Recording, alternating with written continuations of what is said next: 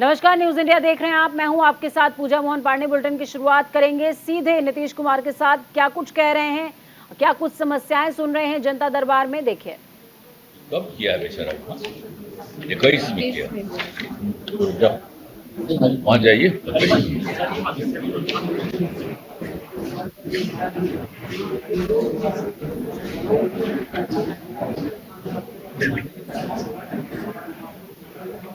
लगा दो स्वास्थ्य।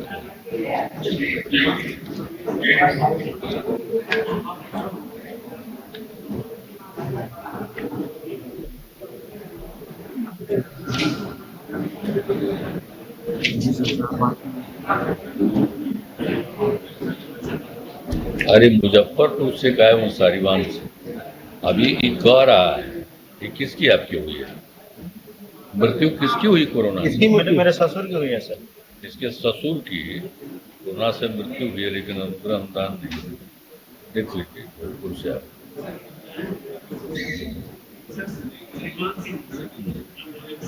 वही तो सरीवान से। ठीक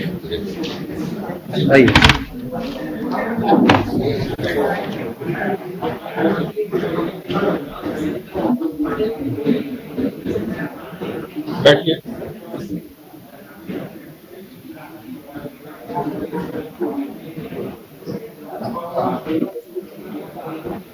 सर, मेरे गांव के मेरे पड़ोसी द्वारा मेरी भूमि पर, मेरी निजी भूमि पर कुछ जमीन ऐसे है जिसपे घर बना रहे हैं। मेरे आने जाने वाले रास्ता को लोहे के गेट लगा करके बंद कर दिया है।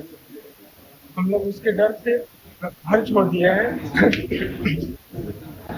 2 साल से सर हम सीओ साहब, एसडीएम साहब, सीएम साहब और ये एसपी साहब के चक्कर लगा रहे हैं, लेकिन मुझे न्याय नहीं। ये जैसे भोजपुर से गायब हुआ नौजवान संदीप कुमार, देख लीजिए रास्ता खुलवाने के संबंध में हुआ था। उसका जो अपनी जमीन है, उसका अगल बगल में रास्ता, उसी को कोई बंद कर दिया। लिखवा लीजिए।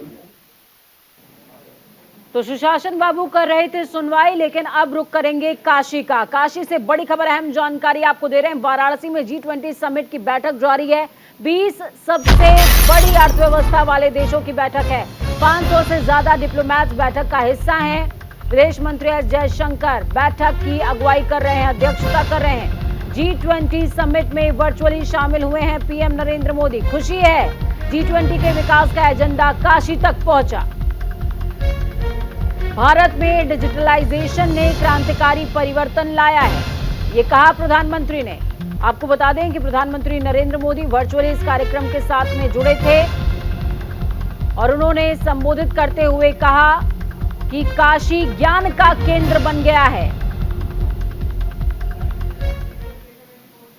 Democratization of technology is an important tool to help bridge the data divide. In India, digitalization has brought about a revolutionary change. Technology is being used as a tool to empower people, make data accessible and ensure inclusivity. India is willing to share its experience with partner countries.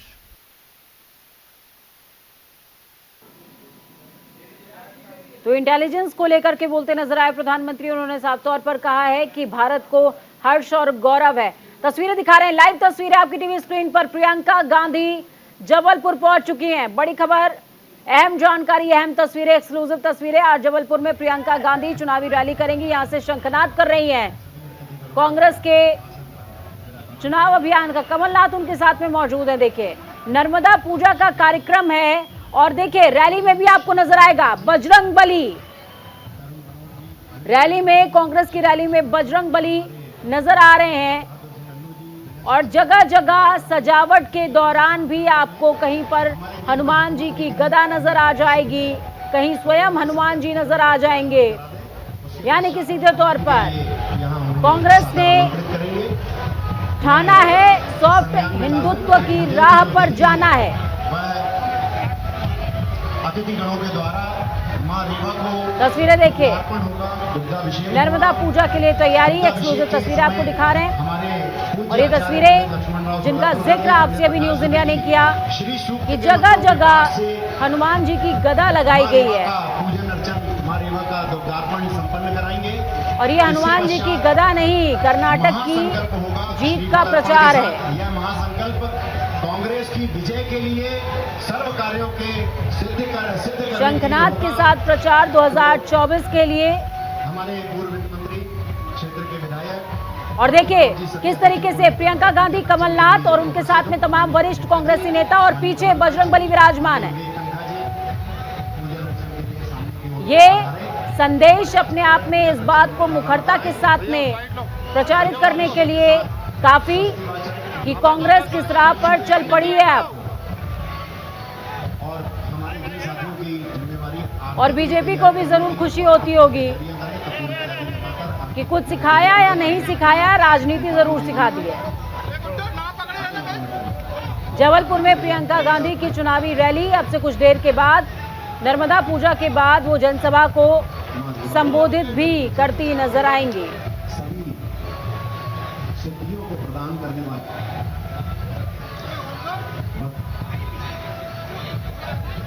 Ravi हमारे साथ में जुड़े हुए हैं ground zero से। रवि, क्या कुछ update? देखिए जबलपुर का रुख आज प्रियंका गांधी ने किया है और कर्नाटक की जीत के बाद जगह जगह हनुमान जी और हनुमान जी की गदा इस बात का प्रचार कर रहे हैं कि 2024 का एजेंडा तो क्लियर है।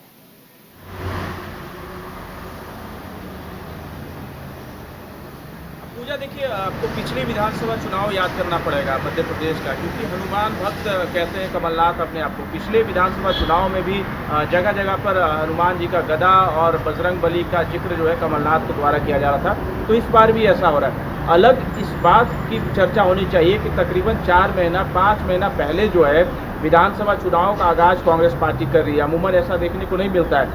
जब चुनाव होते हैं उसके कुछ महीने पहले ही जो कांग्रेस के जो पार्टी के जो बड़े नेता हैं वो सक्रिय होते हुए नजर आते हैं, पर तकरीबन 4 महीने का वक्त अभी है चुनाव में। और इस वक्त प्रियंका गांधी वाड्रा जो है जबलपुर पहुंच चुकी है, वहां पे चुनावी रैली करने वाली है। बड़ा एक शंखनाद होगा विधानसभा चुनाव को लेकर। तो कितनी सक्रिय कांग्रेस पार्टी फिलहाल नजर आ रही है, क्योंकि अमूमन हम देखते हैं कि भारतीय जनता पार्टी जो है चुनाव के 6 महीने 5 महीने पहले सक्रिय हो जाती। संगठन को मजबूत करना, ग्राउंड पर जाना, चुनावी सभा करना, ये भारतीय जनता पार्टी का स्टाइल रहा है। पर कांग्रेस पार्टी कर्नाटक विधानसभा चुनाव के बाद अब तुरंत जो है मध्य प्रदेश चुनाव में जुट गई, यानी कि कोई कोर कसर जो है कांग्रेस पार्टी नहीं छोड़ना चाहती। हर आयाम को कांग्रेस मध्य प्रदेश हो, छत्तीसगढ़ हो या राजस्थान, लगातार कोशिश और कवायद यही हो रही है कि जो संगठन मजबूत किया जाए और जो संगठन किया है उसे किसी तरीके से दूर किया जाए, कड़ी में लगातार कदम उठाया जा रहा है। और गांधी परिवार रवि, आप हमारे साथ बने रहिए। इस बीच तमाम बड़ी और अहम जानकारी दर्शकों को दे रहे हैं। मिशन 2024 को लेकर फतह की तैयारी में है कांग्रेस। कई प्रदेशों में नई टीम का गठन हो सकता है, कई प्रदेशों के प्रभारी बदले जा सकते हैं, यहां तक कि प्रभारी के साथ साथ महाराष्ट्र में पूरा कुनबा तब्दील कर देने की भी तैयारी है। कई राज्यों में अध्यक्ष से प्रभारी तक में तब्दीली देखने को मिल सकती है। तो एक तरफ आपको तस्वीरें दिखाई कि किस तरीके से मध्य प्रदेश में प्री प्लानिंग के साथ आगे बढ़ रही है कांग्रेस, तो वहीं दूसरी तरफ एक और बड़ी अपडेट देखिए कि सिर्फ मध्य प्रदेश ही नहीं बल्कि तमाम अन्य क्षेत्रों में, अन्य राज्यों में तस्वीरें देखिए। नर्मदा पूजन कर रही हैं प्रियंका गांधी, हाथ में रुद्राक्ष की माला है, पीछे बजरंगबली हैं, साथ में कमलनाथ हैं जो अपने आप को बजरंगबली का भक्त कहते हैं। और जगह है जबलपुर। जबलपुर की ज्यादातर सीटों पे कांग्रेस का होल्ड बहुत बेहतरीन है। यहां से पिछले चुनावों के दौरान सिर्फ 2 सीटें बीजेपी के हिस्से में गई थी।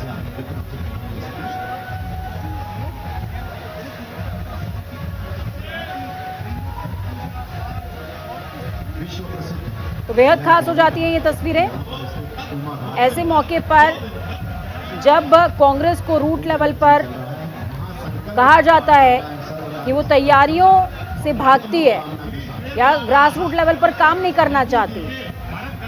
ऐसे में 4 महीने पहले बिगुल फूंककर प्रियंका गांधी इस बात को पुरानी बात साबित करने की कड़ी में जुट गई हैं। नर्मदा तीर्थे नर्मदा क्षेत्रे अपना नाम लेंगे गोत्र नर्मदा तीर्थ बोलेंगे नर्मदा नरसना प्राप्त्यर्थम। और देखिए नर्मदा पूजन के दौरान संकल्प कर रही हैं प्रियंका गांधी। देवता काशी विश्वेश्वर गौरी उमा महेश्वर देवता। और सबसे बड़ी बात यह है कि जब प्रियंका गांधी जबलपुर पहुंच रही थी तो इंटेलिजेंस को उनकी सुरक्षा को लेकर के भी तमाम तरह के थ्रेट्स मिले थे। यही वजह है कि 200 से ज्यादा जवानों का सुरक्षा घेरा उनके लिए तैनात किया गया।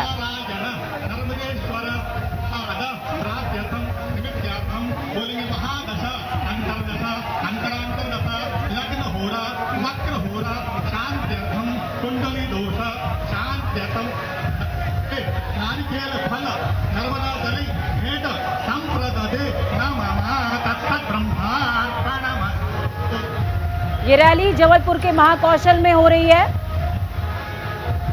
महाकौशल में इस समय कांग्रेस का तमाम कुनबा मौजूद है।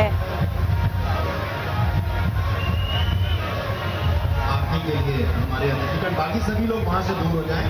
हमारे अतिथिगणों से बाकी सब लोग दूर हो जाएं। माननीय श्रीमती प्रियंका गांधी जी आरती करेंगी। सभी लोग वहां से दूर हो जाएं। कृपया फोटोग्राफ यहां पर ना लें। अव्यवस्था फैलेगी। आरती की तैयारी करें, शीघ्रता से आरती प्रदान करें। और आदरणीय प्रियंका जी, आदरणीय कमलनाथ जी, आदरणीय विवेक कृष्ण तनखा जी, हमारे सभी विधायकगण, माननीय महापौर जी, माननीय शशांक शेखर जी, सभी लोग यहाँ पर आरती ग्रहण करेंगे, आरती करेंगे। यह लगभग 8 मिनट की आरती। देखिए इस चुनाव अभियान में चुनाव प्रचार के दौरान क्या कुछ खास रहने वाला है समझिए।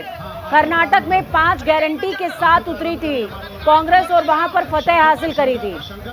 ठीक उसी तरीके से 5 प्रतिज्ञाओं का जिक्र कमलनाथ पहले ही कर चुके हैं, जिनको दोहराएंगी यहां पर प्रियंका गांधी, जिनमें मुफ्त बिजली, कृषि ऋण को माफ करना, महिलाओं को हर महीने 1,500 रुपए देना और इसके साथ ही अन्य कल्याणकारी उपाय शामिल किए गए। कर्नाटका में भी ठीक ऐसा ही दांव चला कांग्रेस ने और अभी हाल ही में लाडली बहना योजना का तोड़ निकालने के लिए 5 प्रतिज्ञाओं का जिक्र कांग्रेस ने पहले ही किया है, जिसको दोहराएंगी प्रियंका गांधी। 2018 के विधानसभा चुनावों में कांग्रेस ने 8 जिलों के संभाग में अनुसूचित जाति के लिए आरक्षित 13 सीटों में से 11 सीटों पर जीत हासिल की थी, जबकि बाकी की 2 सीटों पर भारतीय जनता पार्टी को जीत मिली थी। यानी कि बीजेपी का होल्ड इस सीट पर लगभग ना के बराबर, और अगर होल्ड स्थापित करना चाहती है तो उसे बहुत मेहनत करनी पड़ेगी। यही वजह है कि महाकौशल को चुना है कांग्रेस ने शंखनाद के लिए।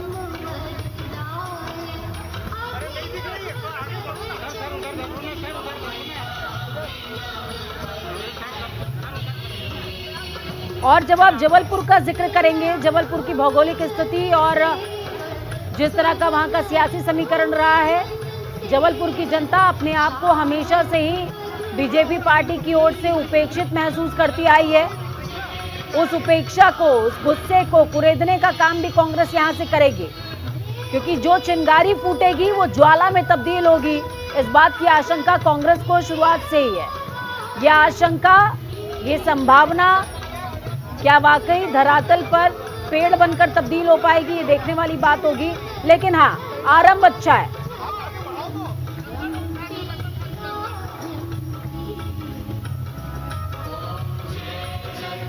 देखिए प्रियंका गांधी आज यहां पर पहुंची हुई है, लेकिन राहुल गांधी जिस दौरान भारत जोड़ो यात्रा कर रहे थे, भारत जोड़ो यात्रा यहां से नहीं गुजरी थी, जबकि कांग्रेस का होल्ड बहुत अच्छा है।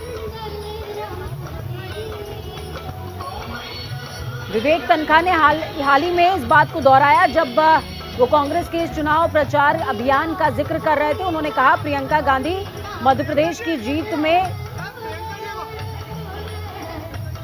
बड़ी भूमिका निभाने वाली हैं। रवि जुड़े हुए हैं हमारे साथ में, रवि का रुख करेंगे। रवि, हम महाकौशल क्षेत्र की बात कर रहे हैं, हम जबलपुर क्षेत्र की बात कर रहे हैं। 13 में से 11 सीटों पर सीधे सीधे कांग्रेस का होल्ड है। वो गुस्सा, वो आक्रोश लोगों का बीजेपी के प्रति जो कांग्रेस भुनाने की पूरी कोशिश करेगी, और तस्वीरें साफ तौर पर कह रही हैं कि कांग्रेस ने सॉफ्ट हिंदुत्व की राह पकड़ ली है।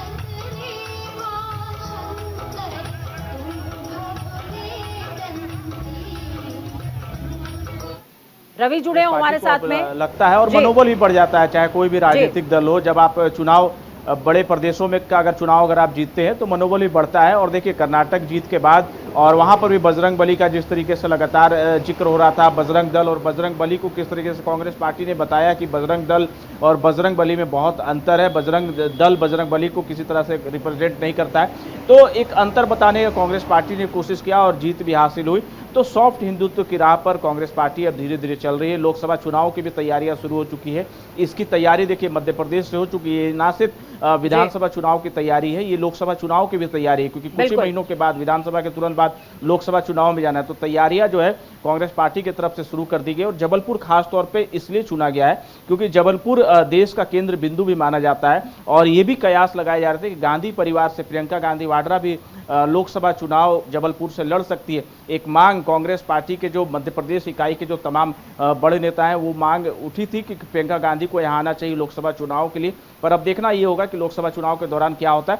पर मांग कांग्रेस के मध्य प्रदेश इकाई की तरफ से उठी थी कि जबलपुर से प्रियंका गांधी वाड्रा को चुनाव लड़ना चाहिए। इससे मैसेज जो है पूरे देश भर में जाएगा और खासतौर पे हिंदी पट्टी में मैसेज से जाएगा, क्योंकि दक्षिण में तो कांग्रेस पार्टी अच्छा कर रही है, और अगर मध्य प्रदेश प्रियंका गांधी आती है तो एक प्रभाव पूरे देश पर पड़ेगा। तो एक मांग बिल्कुल, यहाँ पर रवि आपने हिंदी पट्टी का जिक्र किया है तो तमाम दर्शकों को बता दें, महाकौशल क्षेत्र की जब हम बात कर रहे हैं, महाकौशल ये क्षेत्र है जहां पर नर्मदा पूजन कर रही हैं प्रियंका गांधी।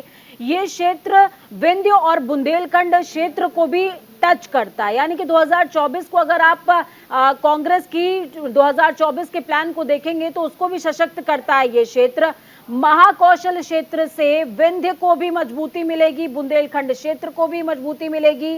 साथ में यहाँ पर आदिवासी मतदाताओं की बड़ी तादाद देखने को मिलती है जो ज्यादातर कांग्रेस के पक्ष में रहते हैं, क्योंकि छत्तीसगढ़ में जिस तरीके से आदिवासियों के पक्ष में भूपेश बघेल ने योजनाएं चलाई हैं वो कांग्रेस के लिए बेनिफिशियल रहा है। रवि,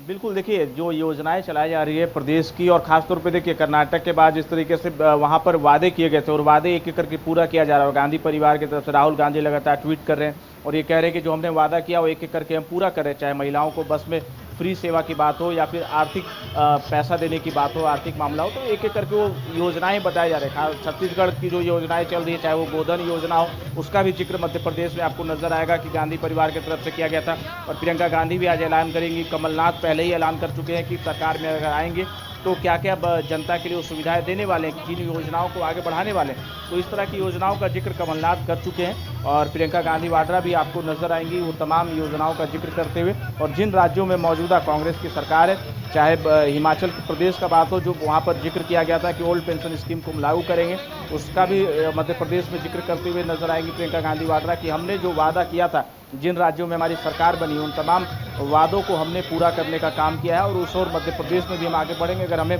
बहुमत मिलता है, हमें सत्ता में अगर भागीदारी मिलती है तो।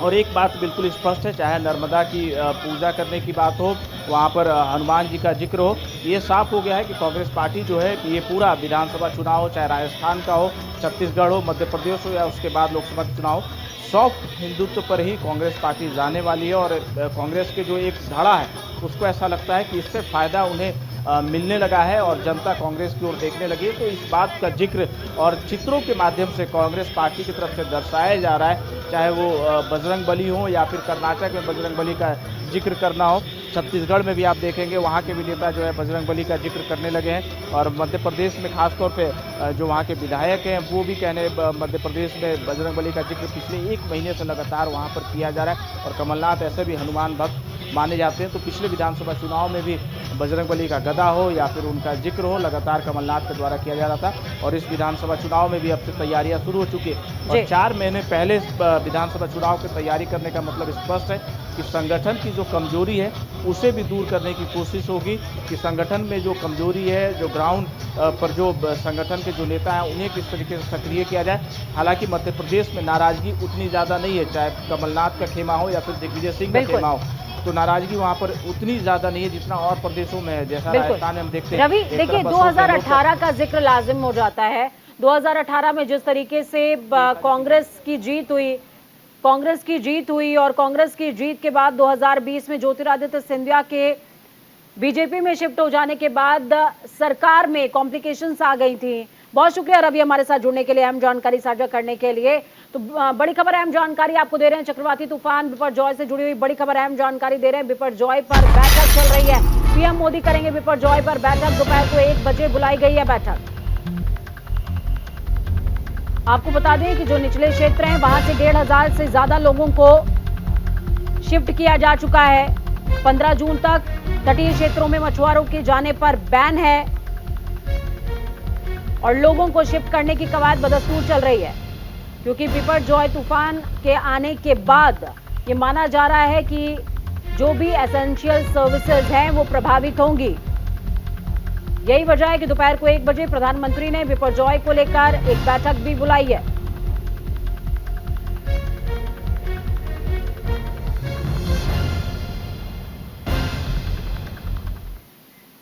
वक्त यहाँ पर छोटे से ब्रेक का। ब्रेक के उस पार खबरों का सफर लगातार जारी रहेगा। बने रहे न्यूज इंडिया के साथ, क्योंकि हम हैं राष्ट्र की आवाज।